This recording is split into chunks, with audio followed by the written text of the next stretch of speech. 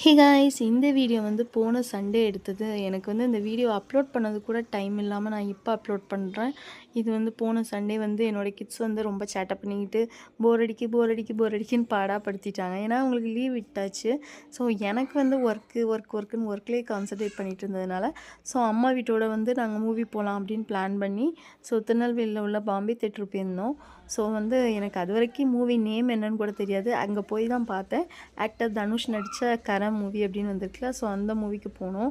So first half வந்து என்னடா இப்படி இருக்குது அப்படின்னு ஒரு மாதிரி எமோஷ்னலாகவும் சென்டிமெண்டலாகவும் ஒரு மாதிரி ஃபீல் பண்ணிகிட்டே இருந்தாங்க. என்னடா இப்படி இருக்குது அப்படின்னு யோசித்தேன், எப்படி இருக்குமோன்னு யோசித்தேன்.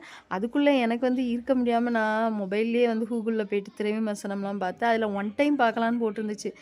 ஒன் டைம் தான் பார்க்க முடியுமா, அந்த லெவலில் இருக்குமா அப்படின்னு யோசிச்சுட்டே பார்த்தேன். பட் போக போக உண்மையிலே ஸ்டோரி நல்லா இருந்துச்சு. போலீஸ் திருடன் அந்த மாதிரி ஸ்டோரி ஒரு சஸ்பென்ஸாகவும் த்ரில்லிங்காகவும் இருந்துச்சு. எனக்கு ரொம்ப பிடிச்சிருந்துச்சு.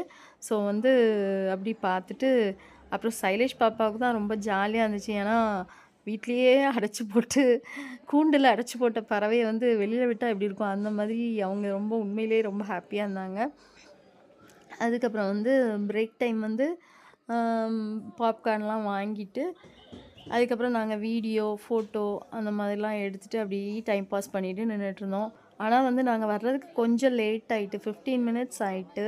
ஸோ அதனால் அந்த 15 மினிட்ஸ்க்குள்ளே ஸ்டோரியை வந்து பார்க்க முடியாமல் ஆயிட்டு. சரி என்ன பண்ணுறது, சரி ஓகே, இதுலேருந்து பார்த்தாலும் என் ஸ்டோரி புரிஞ்சது உண்மையிலே நல்லா இருந்துச்சு.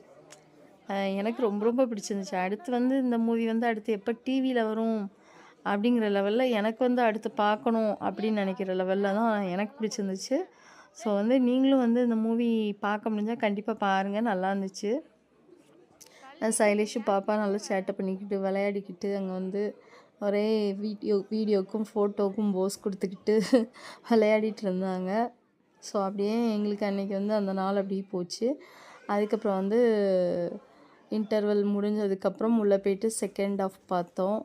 செகண்ட் ஹாஃபும் நல்லா சஸ்பென்ஸாகவும் த்ரில்லிங்காகவும் போச்சு. அதுக்கப்புறம் வந்து செகண்ட் ஹாஃப் முடிஞ்சதுக்கப்புறம் வீட்டுக்கு கிளம்பலாம்னு கிளம்புனோம்.